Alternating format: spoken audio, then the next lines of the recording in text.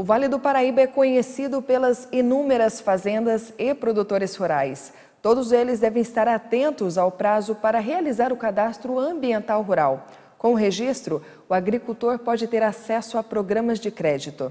O cadastro ambiental rural é um registro eletrônico obrigatório para todos os imóveis rurais, com o objetivo de criar uma base de dados para orientar as políticas ambientais. É de natureza declaratória, né? Uma declaração do proprietário em relação de como que está a sua propriedade, a situação ambiental, vamos dizer assim, da sua propriedade. Ou seja, o que ele tem de área com remanescente de vegetação nativa, como que está a área de preservação permanente, por exemplo, em relação aos cursos d'água, né? A área que fica ali à margem dos rios, se está vegetada, se não está vegetada, o que ele tem de área destinada à produção. As informações obtidas através do cadastro serão usadas pela gestão ambiental para realizar ações de recuperação de floresta e para o produtor rural será um instrumento de planejamento econômico e do uso da propriedade. O prazo original para realizar o cadastro era até maio, mas foi estendido para 31 de dezembro. Mais de 4 bilhões de proprietários já se cadastraram. De acordo com o Código Florestal, os bancos só poderão conceder crédito agrícola para proprietários que estejam inscritos no CAR. Segundo o último censo, a agricultura familiar corresponde a 70% dos alimentos consumidos aqui no Brasil. Para esse grupo, está disponível mais de 14 bilhões de reais no Plano Safra 2017-2018, com taxa de juros que variam de 2,5% a 5,5% ao ano.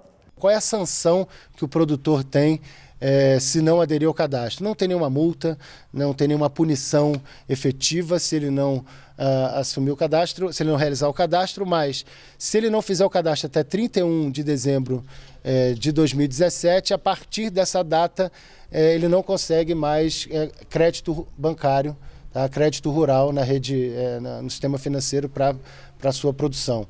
O cadastro deve ser feito independente do tamanho da propriedade apenas pela internet no site www.car.gov.br. Vamos falar de política. O Conselho de Ética do Senado decidiu arquivar a denúncia contra Aécio Neves. A ação foi aberta pelo PT depois que o plenário do Senado decidiu reverter a punição do Supremo Tribunal Federal contra Aécio.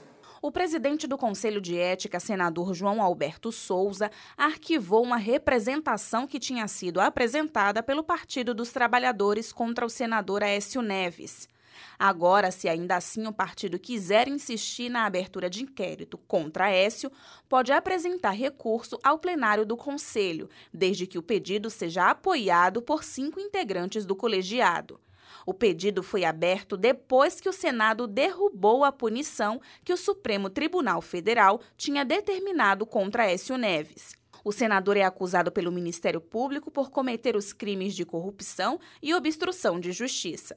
Em nota, o senador Aécio Neves elogiou a correção e disse que as investigações vão demonstrar que não houve crime ou quebra de decoro.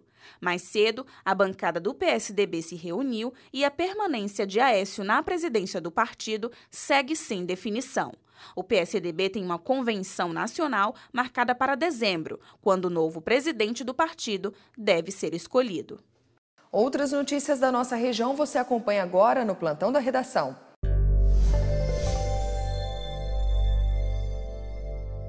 Olá! Uma bailarina de 10 anos de São José dos Campos foi selecionada para o Balé Bolshoi. Kailane Aguiar disputou uma das 40 vagas com 600 crianças e adolescentes de 20 estados brasileiros.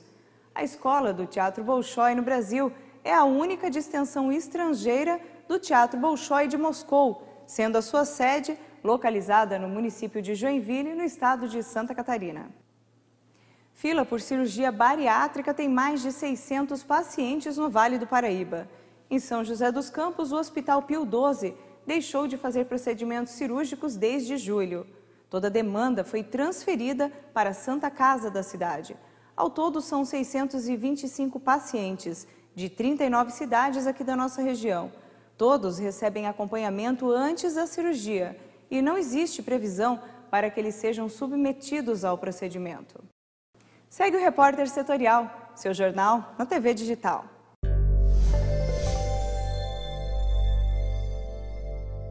O governo do presidente Michel Temer acabou se envolvendo em uma polêmica de repercussão internacional quando decidiu alterar o conceito de trabalho escravo e a forma de fiscalização desse crime no país.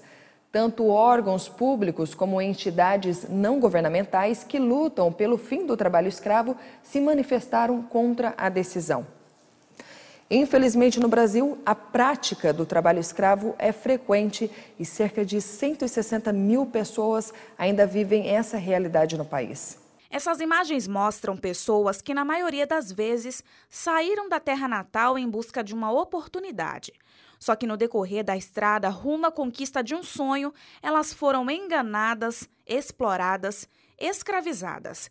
Tiveram roubadas a própria dignidade humana e a liberdade. Lamentavelmente, uma parte da população brasileira ainda se submete em razão dessa discriminação histórica e estrutural que nós temos no Brasil, fruto da nossa imensa desigualdade social e que algumas pessoas, alguns empregadores se valem dessa situação para explorar outras pessoas e isso é considerado escravidão contemporânea. A lei brasileira explica que para se configurar trabalho escravo são necessários 4 elementos: condições degradantes de trabalho, trabalho forçado, jornada exaustiva e servidão por dívida. Mas, recentemente, no dia 16 de outubro, o governo anunciou mudanças significativas na definição do trabalho análogo à escravidão, através da Portaria 1129, publicada no Diário Oficial. De acordo com o documento, é necessária a comprovação da submissão do trabalhador sob ameaça de punição com o uso de coação e se o trabalho for realizado de maneira involuntária, além do cerceamento de liberdade. O que a portaria tenta fazer é esvaziar o conceito de trabalho escravo. Essa portaria é um absoluto retrocesso. Aqui no Brasil, de 1995 a 2017, mais de 50 mil pessoas foram libertadas do trabalho análogo ao de escravo. E até agora, a expectativa é de que ainda existam cerca de 160 mil pessoas vivendo nessas condições. 95,5% das pessoas resgatadas são homens.